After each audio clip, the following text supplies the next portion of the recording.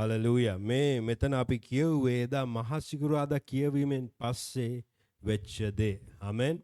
Hallelujah. මෙතන එක වචනයකට මම ඔබගේ අවධානය ගේන්න කැමතියි. 24 පස්වන වාක්‍ය. ඔවුන් බයපත්ව තමුන්ගේ මුහුණ බිමට නමාගත් කල ඒ මිනිස්සුયો කතා කොට ඒ මිනිසයන් කියන්නේ කවුද මේ ජේසුස් වහන්සේගේ තිබුණු සොහොනේ හිටපු මේ දේවදූතයන් දෙන්න කියනවා ජීවත්ව සිටින තැනැත්තා මලවුන් අතරේ නුඹලා සොයන්නේ මක් නිසාද? ආමෙන්. ජීවත්ව සිටින තැනැත්තා මලවුන් අතරේ නුඹලා සොයන්නේ මක් නිසාද? ඒගොල්ලෝ අහනවා ඇයි ජීවත් වෙලා සිටින තැනන් වහන්සේ සොයාගෙන මැරිච්චා ඉන්න තැනට එන්නේ? ඇයි සොහොනට එන්නේ?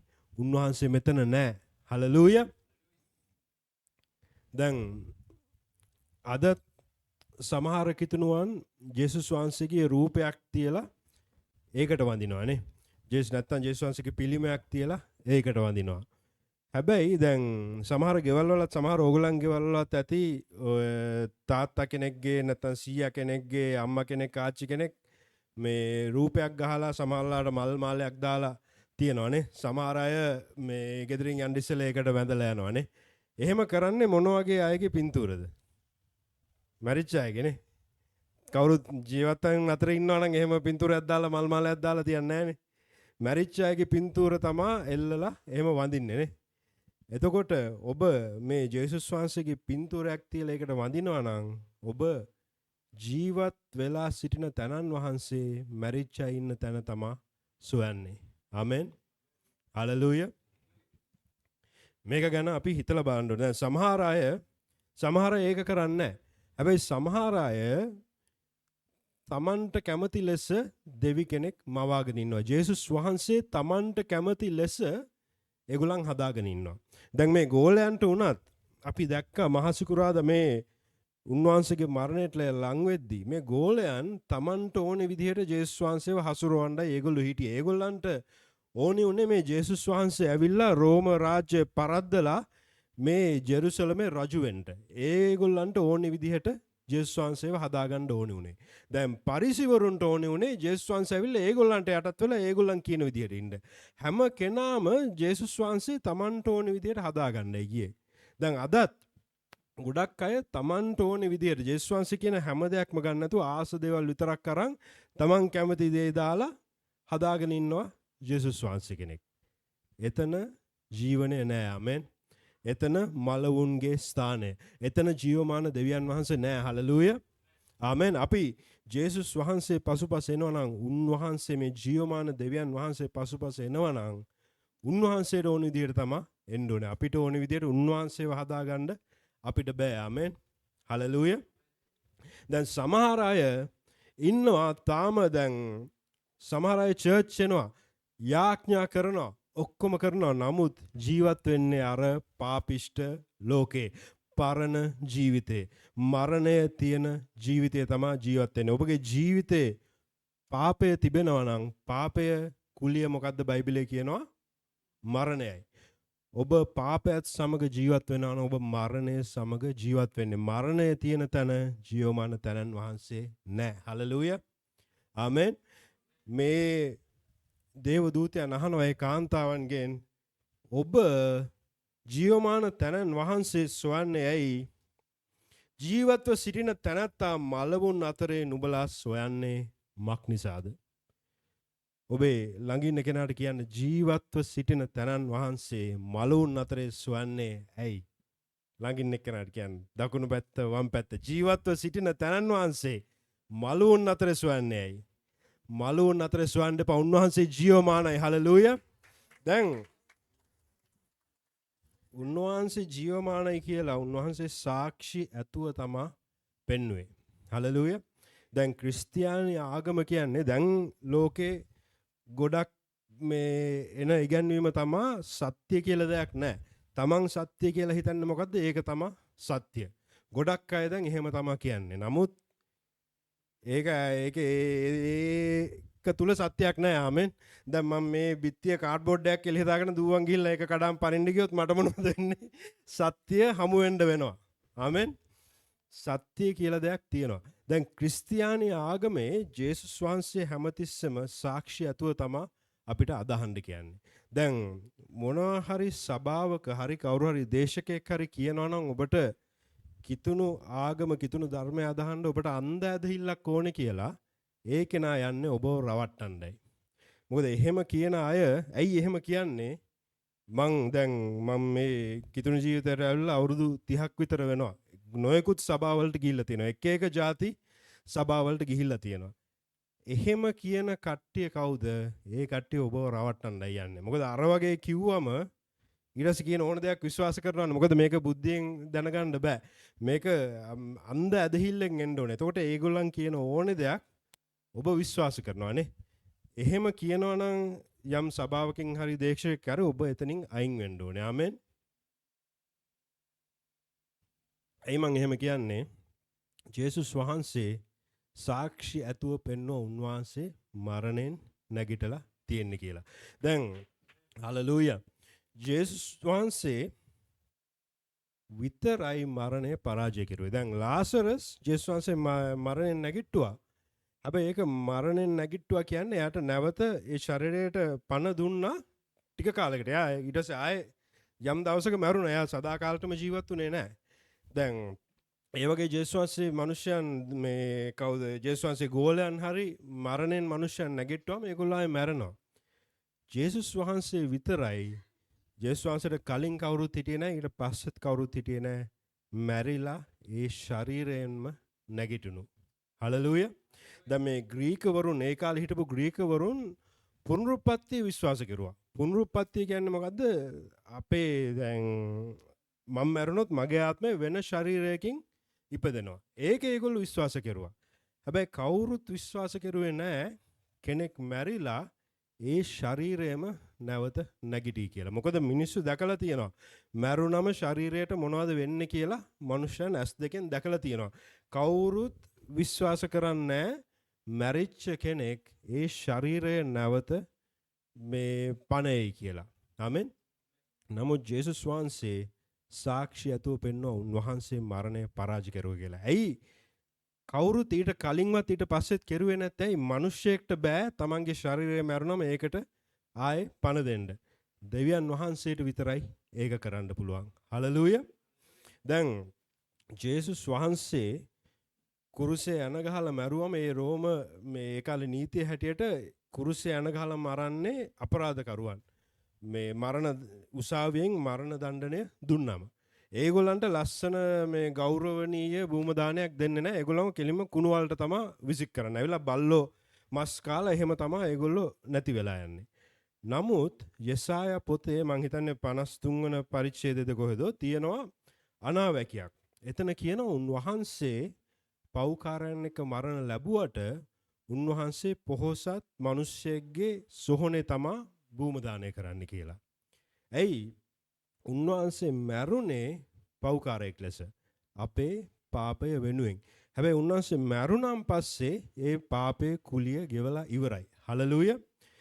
ඊට පස්සේ දෙවියන් වහන්සේ මේ ජේසුස් කියන මිනිහයාගේ ශරීරයට ගෞරවය දෙනවා. ජෝසප් අරමතියාවේ යෝසප් කියලා මිනිහෙක් හිටියා. මෙයා මේ ජේසුස් වහන්සේව මරන්න මේ සැලසුම් කරපු මේ පූජක මණ්ඩලයේ කෙනෙක්. එතකොට තවත් කෙනෙක් ඔබ අහලා තියෙනවා නිකදේමුස් කියලා ඉන්නවා. එයාත් ඒ කට්ටියගෙම කෙනෙක්. ඒගොල්ලෝ විරුද්ධ වුණා ජේසුස් වහන්සේව මරනවට. නමුත් ඒගොල්ලන් ටික දෙනයි අරගොල්ලෝ කැමති දේ කෙරුවේ. මේගොල්ලෝ රහසෙන් තමයි ජේසුස් වහන්සේ පසුපස ආවේ. ඔබ යොහන් 3 කියවලා බැලුවොත් කියනවා නිකදේමුස් රැට එන්නේ. හොරෙන් තමයි එන්නේ ජේසුස් වහන්සේව හම්බ වෙන්න. මොකද අනිත් පරිසවරුන් පූජකවරුන් මේගොල්ලන්ට දොස් කියයි කියලා. නමුත් ජේසුස් වහන්සේ මැරුණ වෙලාවේ මෙයා ගිහිල්ලා බය නැතුව පිලාත් ඉස්සරහට ගිහිල්ලා කියනවා මට මේ ජේසුස් වහන්සේගේ ශරීරය දෙන්න. මට තියෙනවා සොහනක්. මේ සොහන මොකද්ද? ලොකු ගලක ගුහාවක් හාරලා ඒක ඇඳක් වගේ හදලා මිනිහේ තියන්න ඒකට දානවා ලොකු ඒ කියන්නේ මේ ස්ටේජ් එක තරම් උස ගලක් රෝල් කරන්න පුළුවන්. දැන් ඒක දුප්පත් මිනිස්සෙට කරන්න බෑ. ඒක මිනිස්සු පඩි දීලා මිනිස්සු අරගෙන දවස් ගාණක් ඒ ගල කඩලා හදලා කරන්න ඕන දෙයක්. පොහොසත් මිනිස්සෙක්ට විතරයි එහෙම දෙයක් කරන්න පුළුවන්. මෙයා ගෙනලා ජේසුස් වහන්සේ එයාට තිබ්බ ඒ සොහන එයා ජේසුස් වහන්සේට දෙනවා. හලෙලූයා. ඊට පස්සේ ජේසුස් වහන්සේ සොහොනේ දාලා ඒ ගල රෝල් කරනවා සොහොන වැහෙන්න. එතකොට ආයේ කාටවත් ඒ ගල හොලවන්න බෑ. එතන සීල් වෙන්න තමයි ඒක දාලා තියෙන්නේ. දැන් අද අපි මේ දේව වචනේ මොනවද ඉස්සෙල්ලාම කියුවේ? නමුත් සතියේ පළවෙනිදා, ඒ කියන්නේ පාස්කු ඉරුදින උදේ අලුයම තමුන් විසින් සූදානම් කළ සුවඳ ද්‍රව්‍ය රැගෙන ඔවුහු සොහොන ගෙස ළඟට ගොස් ගල සොහොන්ගෙයින් අහකව පෙරලා තිබෙනවා දුටුවේය.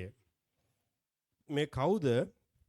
මේ මරියා සහ කාන්තාවන් කීපයක් යනවා මේ ජේසුස් වහන්සේගේ සොහොනට. දැන් ඒ කාලේ තිබ්බ සම්ප්‍රදායක් මේ මිනිය වල්ලන් ඉස්සේ මේ තැම්පත් කරන් ඉස්සෙල්ලා අර සුවඳ විලුන් දාලා ඒ මේ මොනවාද කුණු වෙන එක මේ තව කල් මේ දමන්න සුවඳ විලුන් දාලා යම් යම් දේවල් තියෙන ඒගොල්ලෝ කරන ඒක කරන්න.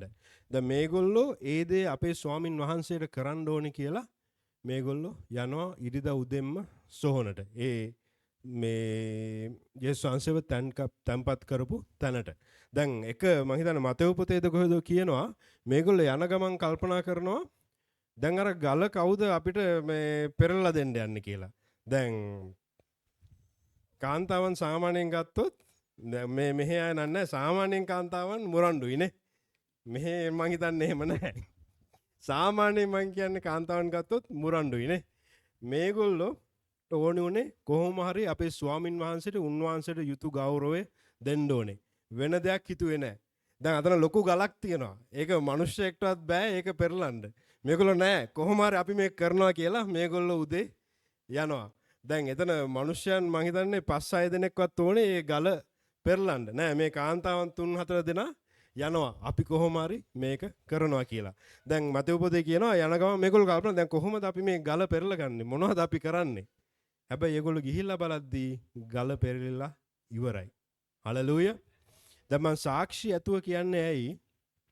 ඔබ බයිබලයේ කියලා බලුවොත් ක්‍රියාපොත කියවලා බලුවොත් ජේසුස් වහන්සේ මරණයෙන් නැගිට්ටම උන්වහන්සේට මහිමාන්විත ශරීරයක් ලැබුණේ. හලෙලූයා. උන්වහන්සේ අපිටත් පොරොන්දුනේ ඒ වගේම ශරීරයක් දෙනවා කියලා.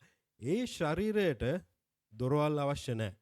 එක ස්ථානයක ගෝලයන් මේ කාමරේ රැස් වෙලා ඉද්දි එකපාරට උන්වහන්සේ එතනට එනවා. දොරවල් අවශ්‍ය නැහැ. උන්වහන්සේට ගල රෝල් කරන්න තිබ්බේ නැහැ. එකපාරටම මං ආවා කියලා එන්න තිබ්බා. ඇයි උන්වහන්සේ අර ගල රෝල් කරුවේ? මේගොල්ලන්ට ගිහිල්ලා ඒ සොහොන හිස්ව තිබෙනවා දකින්න.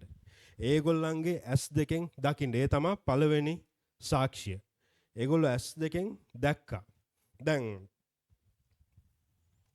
මම දෙවෙනි සාක්ෂියත් කියලා ඉන්නවා. දැන් ගොඩක් අය කියනවා ගොඩක් අය සමහර අය කියනවා මේක විශ්වාස කරන්නේ නැති අය දැන් කිතුණුවන් උනත් සමහර කිතුණුවන් ඉන්නවා ඒගොල්ලෝ කිතුණුවන් කියලා කියනවා.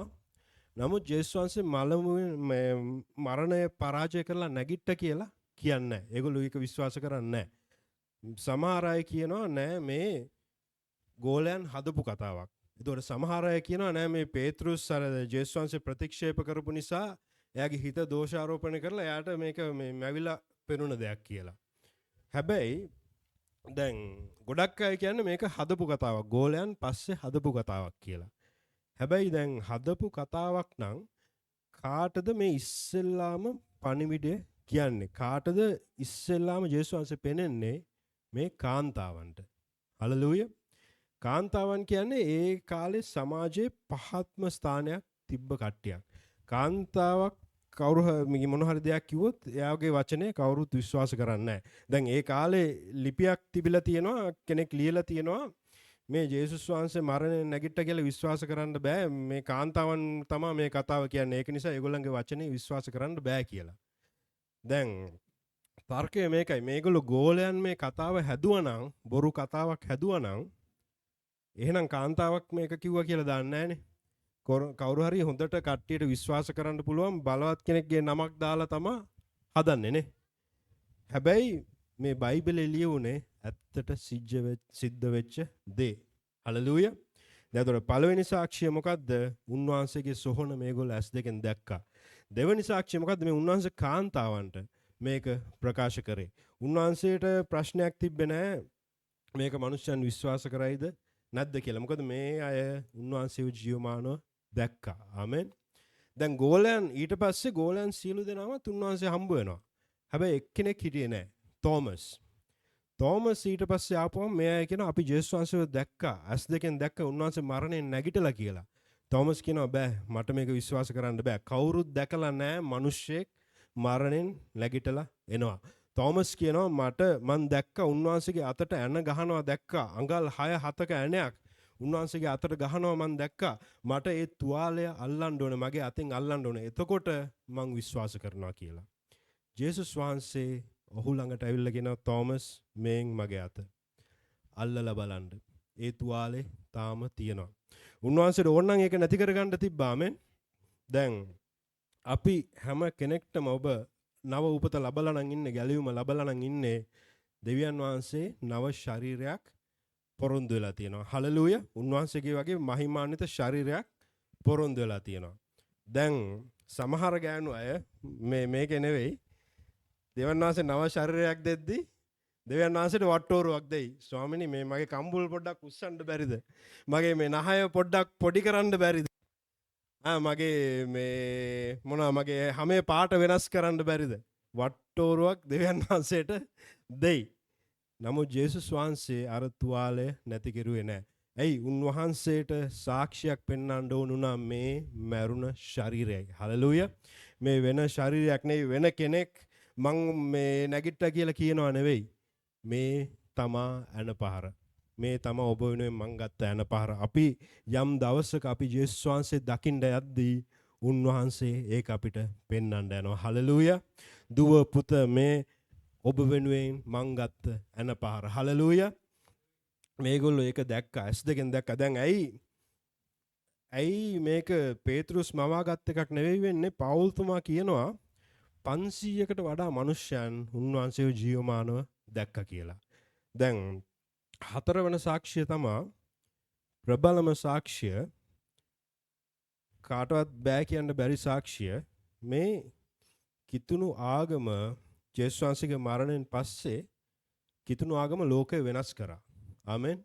අපි අර නත්තල් දවසේ කතා කරුවා වගේ අපේ කැලෙන්ඩරේ වුණත් උන්වහන්සේගේ උපතෙන් තමයි තියෙන්නේ. කිතුණු ආගම ලෝකය වෙනස් කරා. දැන් මේක බොරුවක් උඩ පදනම් වුණා නම් මෙහෙම වෙයිද? මුල් කිතුණුවන් මරණය ලැබුවා. පේතෘස්තුමා මරණය ලැබුවා. පවුල්තුමා මරණය ලැබුවා. කවුරු ඒගොල්ලන් හදපු බොරුවකට ගිහිල්ලා මරණය ලබනවද? ආමෙන්. මේක තමයි කොච්චර මිනිස්සයන් මේ ජේසුස් වහන්සේ නැගිටින්නේ නැහැ කිව්වත් මේ තර්කයෙන් ඒගොල්ලන්ට අයින් වෙන්න බෑ. මොකද මේ ගෝලයන් මේ සත්‍ය වෙනුවෙන් ඒගොල්ලන්ගේ අන්තිම හුස්ම හෙළුවා. දැන් මිනිස්යන් වැරදි දේවල් මේ බොරු දේවල් වලට මැරෙනවා. හැබැයි ඒගොල්ලෝ මැරෙන්නේ ඒක ඇත්ත කියලා විශ්වාස කරලා. දැන් මේ ගෝලයන් මේක කතාව හැදුවා නම් ඒගොල්ලෝ ගිහිල්ලා ඒක වෙනුවෙන් මැරෙන්නේ නැහනේ. දැන් සාමාන්‍යයෙන් ඔබ උසාවියට ගිහිල්ලා නඩු ඇහුවොත් මිනිස්යන් බොරු කියන්නේ එක්කෝ මොන හරි බලයක් ලබන්න, වාසියක් ලබන්න, නැත්තම් මේ මුදල් ලබන්න, තනතුරක් ලබන්න, ඒ වගේ දේවල් නිසා තමයි මිනිස්යන් බොරු කියන්නේ. මේ ගෝලයන්ට මේක බොරුවක් කියවන ඒගොල්ලන්ට කිසි දෙයක් ලැබුණ නැහැ. මේ ලෝකේ ඒගොල්ලන්ට පීඩාව විතරයි ලැබුණේ. ඒගොල්ලන්ට හැම තැනම වද විඳලා ජේසුස් වහන්සේ වෙනුවෙන් ඒගොල්ලෝ මැරුණා. ආමෙන්. දැන් මේක බොරුවක් නම් ඒගොල්ලෝ එහෙම කරන්නේ නැහැ. මේක බොරුවක් නම් මේ අද ලෝකේ විශාලතම ආගම කිතුණු ආගම. එහෙම වෙන්නේ මේක බොරුවක පදනම් වුණා නම්. පරිසවරුන් මේක ගැන කතා වෙද්දී එක්කෙනෙක් කියනවා, ගමලියල් කියන කෙනා කියනවා මොනවත් කරන්න එපා. ඉන්න මේක දෙවියන් වහන්සේගේ දෙයක් නම් මේක දිගටම යයි, නැත්තම් ඒක නැති වෙලා යයි. එයා කිව්වා වගේ අවුරුදු 2000කට පස්සේ තාම ශක්තිමත්ව තියෙනවා මේ ජේසුස් වහන්සේගේ ධර්මය. හලෙලූයා. ආමෙන්. දැන් කිතුණු ආගමේ අනිත් ආගමේ ප්‍රධානම වෙනසක් මොකද්ද? අනිත් ආගම් වල ඒ ආගම පටන් ගත්ත කෙනා කියපු දේ පිළිපදින්න ඕනේ. ආමෙන්. දැන් හැම ආගමකම ආගමික නායකයා කියපු දේ පිළිපදින්න ඕනේ. එතකොට තමයි ඒ ආගමේ බැතිමතෙක් වන්නේ නේ. කිතුණු ආගමේ කියන දේ පිළිපදින්න ඕනේ. හැබැයි ඒක කෙරුවොත් මදි. උන්වහන්සේ කරපු දේ අපි පිළිගන්න ඕනේ. ආමෙන්. උන්වහන්සේ අපි වෙනුවෙන් මැරුණා, ඊට පස්සේ මරණය පරාජය කරලා උත්ථාන වුණා කියලා අපි පිළිගන්න ඕනේ. ආමෙන්. ඒක තමයි ප්‍රධානම වෙනස. හලෙලූයා. මොකද අපේ දෙවියන් වහන්සේ ජීවමානයි. ආමෙන්. ඔබ මැරිච්ච අය ඉන්න තැන ජීවමාන දෙවියන් වහන්සේ සොයන්න එපා. හලෙලූයා. පොඩ්ඩක් මේක ගැන හිතලා බලන්න, මේ ජේසුස් වහන්සේ ඇත්තටම ජීවමානයි කියලා ඔබ විශ්වාස කරනවද? නැත්නම් ඔබ තාම මලවුන් අස්සේ මේ ජේසුස් වහන්සේව සොයනවද? ආමෙන්. අපි නැගිටලා අපි පොඩි වෙලාවක් අරන් අද අපි යාඥා කරමු.